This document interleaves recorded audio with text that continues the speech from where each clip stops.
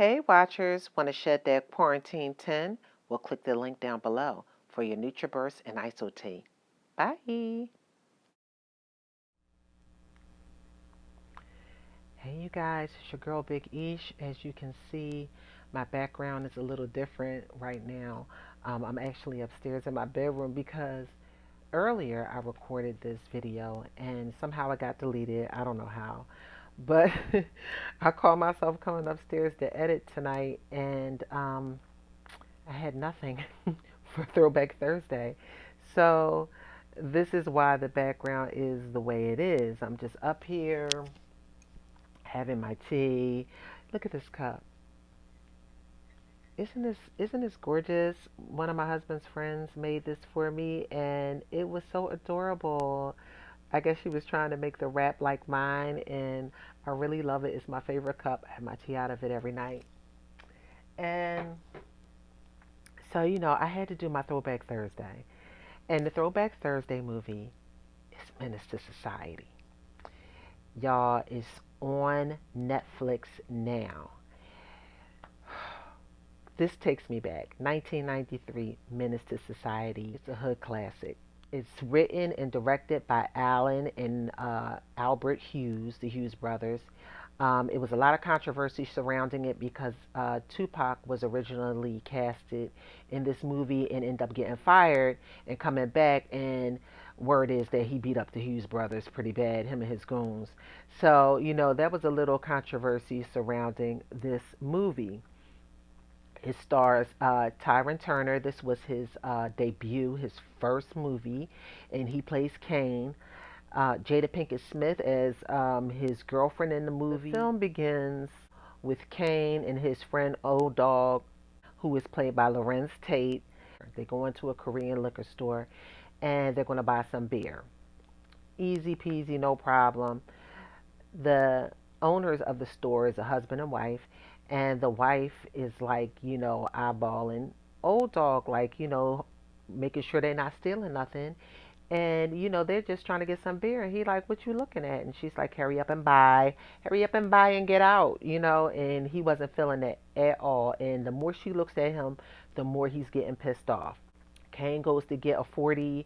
They go up to the register and they're going to buy the beer. And as they're leaving, the husband says, I feel sorry for your mother. Why he say that? Old Dog loses it. Old Dog loses it. Sorry, I just thought I had another glitch in my system. Old Dog loses it and he ends up killing the husband and the wife. So he kills him and his wife and he takes the surveillance tape and ends up showing it to everybody who will watch, which pisses Kane off completely. Then they go back in time and they reveal that Kane's father, who's played by Samuel L. Jackson, a drug dealer, psychopath himself, and kills somebody right in front of Kane. He's traumatized by it. His mom dies, and he ends up getting taken in by his grandparents. His grandparents take him in and raise him because he no longer has any parents. They both died from drug overdoses. Kane is being raised by his grandparents in the Jordan Downs housing project in LA. So now, Old Dog is showing this tape to anybody and everybody. On their way from a party, Kane is in the car with his cousin Harold, and they end up getting jacked in the middle of the street. Some guys roll up on them and tell them to get out of the car. Harold debates if he's going to, shoot back because he does have a gun, or if he's just going to get out and let the car go and let the guys take the car. Kane gets out of the car. He starts walking because Harold tells him to get out. The jackers end up getting impatient and shoots Harold right in the head and then shoots Kane. Harold's on the ground and Old Dog and the rest of his friends are in a car getting gas down the street and they hear this and they come over.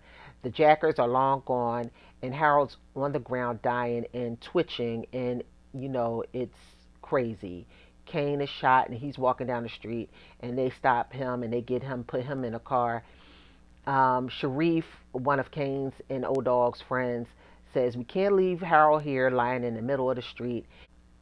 Old Dog ends up saying, no, we gotta go. We gotta save Kane because he's dead. Look at him, he's dead. And Sharif stays with him. The rest of the friends take Kane to the hospital. So now they have to avenge Harold's death. Of course, that's the way things go. You know, if you kill one of ours, we got to kill one of yours. And the conversation in the car between Kane and Old Dog is hilarious when they start talking about, you know, them trying to go kill these guys. And Old Dog is like kind of giving Kane a hard time because Kane is nervous. He's never killed anybody before, and this is the first time that he's going to do anything like this. You know, this is just like changing his shoes in the morning. He's used to this kind of violence, and so it's so hilarious to hear Kane talk about, I don't want to be out there shooting no old people or no kids, and I wish people today had that same thought, because these kids out here don't give a darn about shooting in the middle of the daytime and killing kids and old people, okay? But Kane really wanted to make sure that there would be no kids or old people out. And, you know, Old Dog is like, who gonna be old and a kid out at 12 o'clock midnight? You know, like, you're being ridiculous, let's go do this. That's really a really great scene because it shows that Kane is not a bad guy. He's kind of just caught in a bad situation, and he feels like he has to do what he has to do. They end up avenging Harold's death, and you know they move on. Kane's girlfriend Ronnie and his friend Sharif try to convince Kane to leave LA and go to Georgia because there's nothing for him in LA, and you know he's about to graduate high school, and a lot of their friends are getting killed, and they want to start a new life over again. And so at first Kane is against it, but after seeing a lot of his friends and people around him die and go to jail, he's ready for a change, and I think he wants to see what his life could become. Kane and Cherie's father end up trying to talk some sense into Kane because they do see some good in him. Out of all the friends, I think the dad ends up seeing some good in Kane, and he really tries to talk to him. You remember when he was like, "The hunt is on, and you're the prey." I love that. And that's one of the most memorable moments of this movie for me because it was so poignant, especially at that time and this time. It's like nothing really changed throughout these years. Nothing changes. You know, the hunt is on and we are the prey. And that just really stuck with me. It was the way he said it. It was very, it moved me, just that small element, just that small thing that he said. But either way, you know, Kane ends up ignoring the advice of Sharif and his father and is led by the streets. So later on, he gets this nice Mustang and he's driving around in it and he's feeling himself. So he decides to jack somebody else for their jewelry and their rims. And he ends up meeting this girl named Elena. And Elena's cute, even though Kane has a girlfriend, he's macking on Elena. Is that an old term, macking? People don't say that no more. I know that is real on. But Throwback Thursdays take me back to the slang of that time, you know. So, you know, yeah, he was macking. This was the 1990s, honey. He was macking on Elena.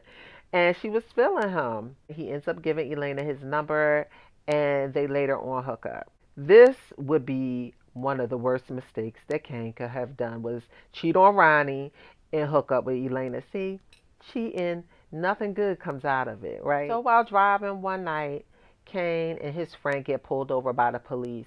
They end up kicking him and his friend's butt like real bad to the point where he had to be hospitalized. And I think this was a wake up call for Kane. At this point, he's like, yeah, something's got to change. This is not life. This is not living. And he agrees to leave and go to Georgia with Ronnie and her son and Sharif. Kane and Ronnie are ready to leave and they're packing up and they're ready to go. Elena's cousins come by just as they're leaving because, you know, Kane dissed Elena when she said she was pregnant. And they're seeking revenge for Kane beating the crap out of Elena's cousin. It doesn't end well. And that's basically the end of the movie. What makes this movie so great is like a lot of the movies from the 1990s that chronicled the drug and violence of the hood. Minister Society more so resonated with me because I could relate to that more so than Boys in the Hood. I think Boys in the Hood for me was more so a LA type of movie where Minister Society resembled every hood. People don't understand that the hood can be very seductive. It's a good side of the hood. Even though, and this is going to sound very strange, even though Old Dog was technically a sociopath, and most of his friends, most of Kane's friends were sociopaths and murderers, and but they had a friendship and they had a camaraderie that goes along with being in the hood, which there is a seductive element to the hood. It can be fun. Your best friends are there, people who are like you, who think like you. They are all there, and you all move as one. There is a very, very ugly side to the hood, which is the murder, the crime, the death, the poverty. All of these things go along with the seductive element of the hood.